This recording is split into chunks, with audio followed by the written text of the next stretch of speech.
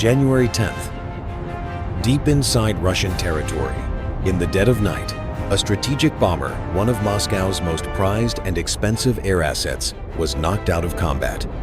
Not with a roar, not with an explosion, but quietly, methodically, leaving the aircraft technically crippled. Nearby, a stockpile of cruise missiles was obliterated, and more than 100 meticulously planned winter strikes were canceled before they could even launch. By the time dawn broke, Russia wasn't counting headlines. It was counting lost missiles, grounded aircraft, and months of forced downtime across its strategic aviation fleet. Angles, 2 a.m. The air hangs heavy with silence, too quiet, almost unnatural. This is no ordinary airbase. Angles 2 is the logistical core of Russia's winter strike capability. Every runway, every hardened shelter, every radar installation has been built to protect strategic assets, making them appear untouchable. At the very heart of this fortress stands the Tu-160. Not just a bomber, but a symbol of strategic might, an instrument capable of delivering weapons worth over $1.6 billion in a single sortie, with a single airframe valued at more than $300 million. For years, it was considered untouchable. Tonight, that belief collapses. Maintenance delays, fractured logistics, and human error have left Tu-160M exposed, parked in the open for nearly 4 straight days. No hardened shelter, no backup, just raw metal lying under the vast, indifferent night sky. Russian planners rely on an air defense umbrella stretching more than 400 kilometers. On paper, it's flawless. In practice, it is rigid, predictable, slow to adapt a monument to complacency. This operation isn't about destroying hardware alone. It is about proving a brutal truth. Distance, cost, and reputation no longer guarantee safety. By 10:40 p.m., Angles 2 is operating under normal routine. Radar coverage is active. Crews rotate through standard shifts. No alarms, no escalation. Command believes the base is secure. The defensive layout focuses almost entirely on altitude. The S-400 system is poised to intercept high-speed threats at long range. Its coverage claimed to extend over 400 kilometers. In theory, nothing valuable should ever be approached directly.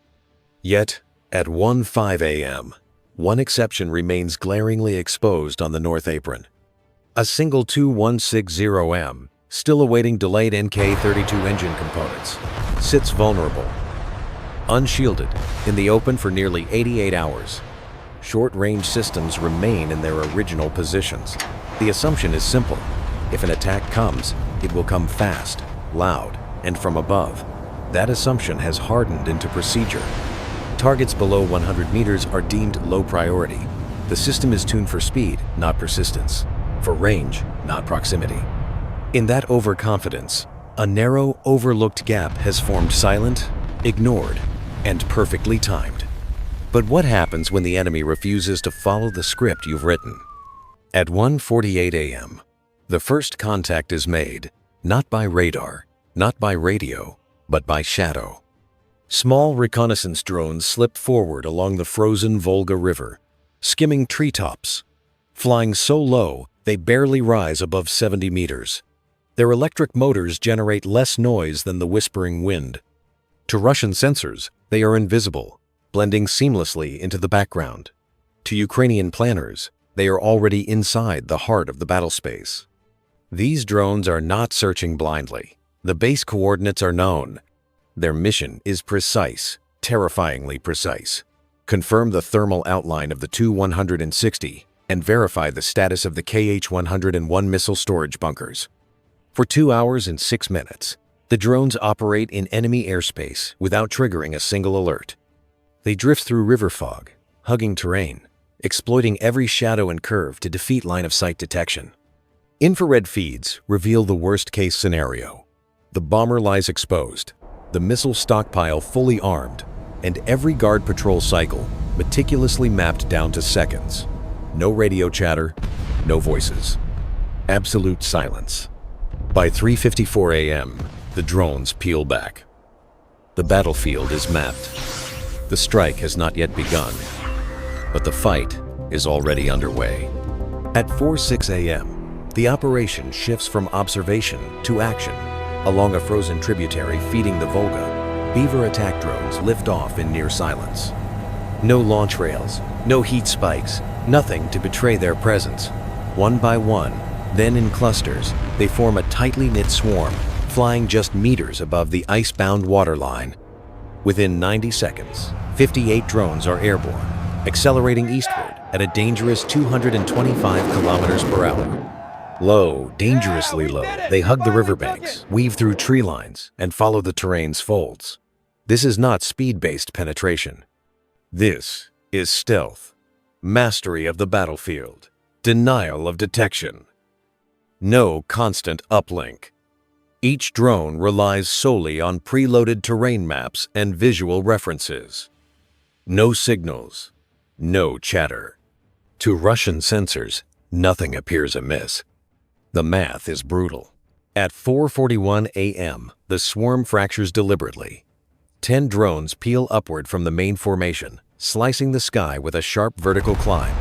Speed surges, altitude spikes. At 3,800 meters, they deploy their payload, not explosives, but electronic signatures. Radar reflections mimic incoming cruise missiles. Electronic noise simulates a Storm Shadow-class threat. Pause 4 seconds. Inside the Russian command loop, alarms trigger automatically. The S-400 search radars lock on. Channels multiply. Within seconds, high-priority targets are declared, and interceptors launch in rapid succession, each costing over $12 million, chasing decoys worth less than $25,000. Pause 3 seconds. Bright flashes streak across the dawn sky, masking the real attack. From the Russian perspective, it looks like success, but the actual threat has stayed low, silent, moving with deadly precision, already reshaping the battle in real time. Below, the remaining swarm glides like shadows over Engels 2. Each drone is a ghost, invisible to radar, weaving through trees, banks, and terrain folds. They follow preloaded flight paths, adjusting in real time for wind drift, fuel margins, and lost units. No chatter, no signals, just cold, calculated motion. The low hum of electric motors blends with the winter wind, masking their approach. Suddenly, the northern missile bunkers come into view. 52 Kh-101 missiles, fully fueled, stand vulnerable in reinforced hangars. The swarm splits, half simulating a direct strike while the others maneuver silently into attack vectors.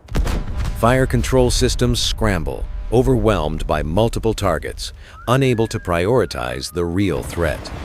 Every second counts, every move is precise. The first drone strike. Access points shudder under the impacts. Doors buckle. Suppression systems fail. Ignition spreads. A chain reaction begins. The calculated chaos unfolds exactly as planned. Efficient, silent, and devastating.